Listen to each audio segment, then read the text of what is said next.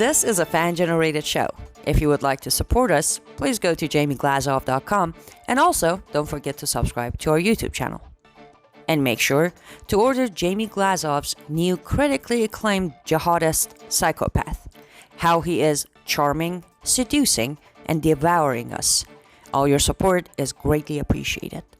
Good evening. Welcome to the Glazov Gang. Tonight, when Ilhan married her brother. Back by popular demand, Daniel Greenfield, the editor and writer of the blog The Point at frontpagemag.com, and also a Shillman Fellow at the David Horowitz Freedom Center. Daniel, a privilege and an honor to have you back again. Always my privilege and my honor. So Daniel, this continues to be an intriguing narrative, if that is one word that I can use to describe it. So we keep hearing about this brother that Ilhan married, then there's this other strange stuff that we'll get to. There's another marriage, then there's some kind of an affair. What's very interesting is that Anderson Cooper took the time to interview Stormy Daniels about all the details, alleged details about her and Trump and all those allegations. He even got to the, ingredients about whether there was a condom or not and all this stuff. But we don't see any of this covered on CNN, MSNBC, so we actually can't really find out too much. But now it's back in the news again.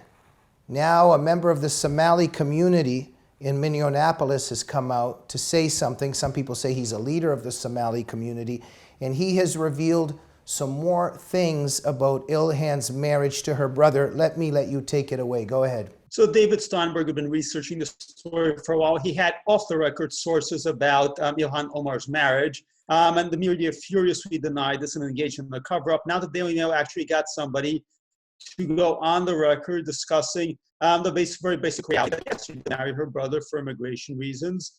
But you've mentioned the whole CNN refusing to cover this. This was very much their loss because Ilhan Omar, aside from being an Islamist, an anti-Semite and all that stuff, is provided enough intriguing plot lines for 10 years of a soap opera. I mean, she could just be doing her own All My Children. It could be All My Ilhan Omars, or As the Ilhan Omar Turns, because this is a woman who managed to marry her brother while being married to another man who was not her brother, cheated on that man with her campaign funder, managed to reach a pretty pricey settlement, seemingly with her actual husband, and is now romancing her non-Muslim, ordinary white campaign fundraiser. I mean, this is pretty bizarre stuff. Okay, just a sec. So we've got Ilhan Omar, we've got all this Islam and Sharia law floating around, then we've got some marriage to a brother, then we've got adultery. Where is the stoning? Pretty sure she's not Sharia compliant at this point. I know, but where? Any version of Sharia that goes with this. So if she's not Sharia compliant, where is the stoning? I know if she were back in Somalia, I think there'd be stuff happening here. But she's very lucky that she's in America, which is a place that actually has all these sorts of freedoms, including for women, that she wants to destroy, which is, the paradox. You have these various Islamists, terrorists, officially non-terrorists coming to America, coming to Canada, coming to Western countries, and they behave in ways that would get them into very, very big trouble in their own countries. Yet at the same time, they're working to completely destroy this very country that is providing them the freedom that they have, which is the paradox here. Certainly, we've seen this very often with Muslim men. We haven't really seen it with Muslim women, but we haven't really seen that many Muslim women in the spotlight. Ilhan Omar really demonstrates this paradox because Muslim men do have more freedom in their own countries to engage in this behavior. Ilhan Omar, as a woman, has very little freedom. If she were in Somalia, if she were in Saudi Arabia, if she were in Indonesia, she would be in so much trouble. If she were in some of these countries, she would be dead. And yet, she continues to wage war against the United States. She continues to claim that the United States is the one that is actually oppressive of women, which is, again, the bizarre hypocrisy of Islamists. And Ilhan Omar wants to set up a system that will kill her for the things that we're discussing right now. That's exactly true. But in a way, I mean, she's out there campaigning with Bernie Sanders. Bernie Sanders is a guy with 3 houses who's a millionaire. If you took him at his word, then all the stuff would have to go away, the houses and the millions of dollars. Yet you have lefties, you have Islamists who very much are not living in line with their beliefs. I mean, think about all the global warming activists who have beachside mansions and have these huge, huge estates. Think about all these guys on the left who are into class warfare, driving BMWs. I mean, this is something I see in LA on a regular basis. And, the Islamists who are all about Islamic law and Sharia law and Islamic morality, who at the same time would themselves be in huge trouble if Islamic law were actually implemented in the United States. Okay, so look, this individual from the Somali community in Minneapolis, it's Abdi Hakim Osman, and he says he's a friend of Omar, and he's gone on the record to claim that Omar married her brother, Ahmed Elmi, to get him papers that he needed to go to school in the United States. That's just the beginning of the story. So that's what's in some of the news. We know that the major establishment media, of course, won't touch this. Now, she married her brother. Did she also have sex with her brother? I'm going to presume no. So, one of the things that very often happens with Middle Eastern immigration from Muslim countries is immigration fraud. Immigration fraud is a very huge issue. Trump administration has talked about taking on chain migration, which means, somebody comes to this country, then they bring all their relatives to this country, or they do it by marriage fraud. Marriage fraud is a very common thing. You falsely married somebody, and then you bring them to this country. Now, why couldn't Ilhan Omar just bring her brother to this country, call her brother? Why did she have to do the fake marriage thing? So there's been more research on this in the past, which actually suggested that we're actually looking at this huge network of immigration fraud. It's not just that Ilhan Omar married her brother. Why couldn't she just claim him as her brother? Because actually these people are all using fake last names.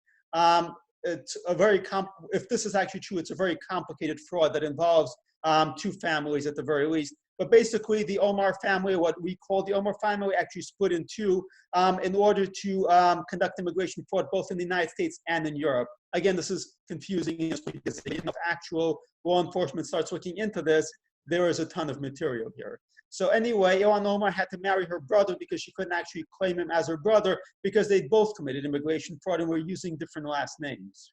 Thank you, Daniel. So in our culture now, because the left and of course, the Unholy Alliance is very successful with its propaganda, telling the truth about Islam, criticizing Islam in any way is racist because they've racialized Islam, even though Islam is not a race, but it's become racist now because of leftist propaganda. Now, Ilhan, one way or another, this is considered some kind of incest to marry your brother one way or another. Is criticizing incest now racist? I'm sure it is. I mean, criticizing any Islamic custom or tradition is considered Islamophobia and, of course, racist and all the once this actually becomes an issue, and I strongly suspect it will become an issue, that is exactly the defense that they will employ. They will very loudly say that, again, the only reason that people are criticizing, the reason people are investigating this is because of Islamophobia. I mean, look at Ilhan Omar's former colleague, Representative Katie Price, is currently in the news claiming that she was had to resign because of what she calls biphobia, because she was bisexual and was forced to resign because she was in an inappropriate relationship with an employee. So, whenever Obama did anything wrong, all the criticism was racist. Whenever Representative Katie Price did something wrong, it was biphobia. Whenever Ilhan Omar does something wrong, it's Islamophobia. It's never that they're doing something wrong. It's that the people who notice that they're doing something wrong are the bigots. Okay. Apart from this marriage to her brother, Ilhan has also had some kind of an affair with her campaign advisor, Tim Mynett, and this has come up because of the revelations in the divorce that Mynett had with his wife and some things that she's filed. What's going on with this divorce? And also, you have written a blog and done some research that Ilhan is paying quite a bit of money to her ex-husband. Where's that money coming from? Tell us a bit about that. So in this latest episode of General Omar, or as the Omar turns, or All My Omars, the infinite soap opera involving Ilhan Omar, just to try to keep the player straight, Ilhan Omar married here, who seemingly is her actual husband and whom she actually had children. In between that, she seemed to have married her brother. Then she cheated on her actual husband with her. I know it gets very confusing. She cheated on her actual husband with her campaign fundraiser, who was white and not Muslim, seemingly. Now, at the same time, she was paying this guy's company a whole lot of money. Now, apparently he or she, who was her actual husband, got very jealous of what was going on there and suspected her. Now, as a member of Congress, Omar maintains an apartment in Washington, D.C. So apparently he or she, like a lot of jealous husbands, showed up unexpectedly at the apartment and allegedly found her and her campaign fundraiser sitting around in pajamas, which is not exactly proper Muslim woman behavior or proper behavior for really anybody. And he was not very happy about this. So a divorce was quietly arranged because the last thing Omar at this point needs is more negative publicity. Now, it's alleged that this divorce constitutes a huge, huge payout from Omar to Hirsi. There are no official figures, but they've been estimated to be as high as $250,000. We're talking about tens and tens of thousands of dollars a year. Now, Omar draws a very nice salary as a member of Congress, but considering she's got a home, she's got 2 kids, and she's got a DC apartment, aside from whatever else is going on, it seems like quite a lot of money to just be able to plop down in a divorce settlement. Supposedly the divorce settlement so generous that here's your ex-husband was able to buy himself a very nice BMW.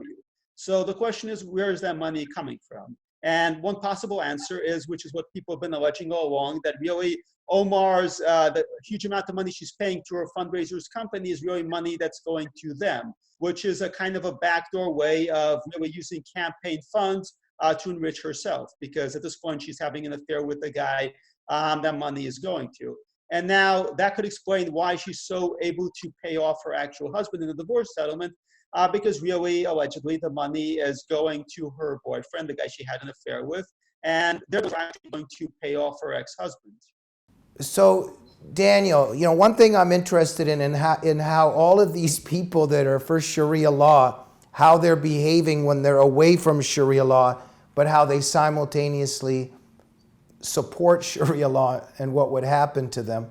But I like the title of this series, potential series, All My Omars. That might be good. Or what do you think a good title would be? The Omars that turn, or? As the Omars turn. As the Omars turn, that would be good. Everything that you just talked about, Daniel, you would think that the world of American journalism would be interested in this. You would think that there would be reporting on this and investigations, and there's absolutely nothing. Now, there is one thing that Ilhan Omar could do that would make every newspaper, every media outlet in the country suddenly start investigating whether she married her brother. It would be a very simple thing to do. All she would have to do is come out in front of the cameras and announce, I am now a Republican. That would do it. Right. And if she became an ex-Muslim. That would definitely do it. Daniel, what are some of our conclusions as we walk away from this issue tonight, or at least take a rest from this issue? So Islamists claim to be very self-righteous. They claim that they're following Islam's mission of imposing the good. In practice, though, in their personal lives, they're doing anything but that. When we raided Osama bin Laden's hideout, we found plenty of pornography. The 911 hijackers before the attack went to a strip club. Anwar al-Awlaki was soliciting prostitutes and was afraid that he was being followed by federal law enforcement. None of these guys actually live an Islamic moral life. None of these people are righteous. The reasons why they want to impose Islamic law is precisely because they're immoral, because they're corrupt. Right. They want to shed themselves of their own unwanted selves and purify themselves through suicide and killing of the infidels. Daniel, before we go, let us suppose you were a relationship counselor and advisor. If Ilhan came to you and told you the story and said, should I stay with my brother, my ex-husband, or my lover, what would you recommend her to do at this stage? I mean, I think the answer is pretty obvious. The dream couple of Anthony Weiner and Huma Abedin have broken up. So I think the only possible answer is for Ilhan Omar to start dating Anthony Weiner or Carlos Danger. I mean, think about it. She could be Ilhan Danger.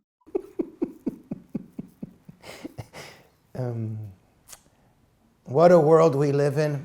Should we hold our breath waiting for Rachel Maddow, Don Lemon, and Anderson Cooper to do some investigative reporting on this? I think they'll be on this in 1 second the moment Ilhan Omar converts to Christianity. True enough. Daniel Greenfield, what a pleasure and an honor to have you on the Glazov Gang. Thank you. As always, the honor and pleasure is mine. Thank you for the great work you've done. I mean, you've covered this issue in the past in your fantastic book, so this is right up your... You know, I love these compliments. You know, if these compliments continued, I would have had a second part to this edition this evening. Daniel, thank you very much. We'll see you soon. My pleasure. Thank you very much. Everybody read Daniel Greenfield every day. This is a blockbuster blog, the hottest on the internet. You go to the point at frontpagemag.com, and that's where you get all of Daniel's genius writings. And we'll see you soon on the Glazov Gang. Good night.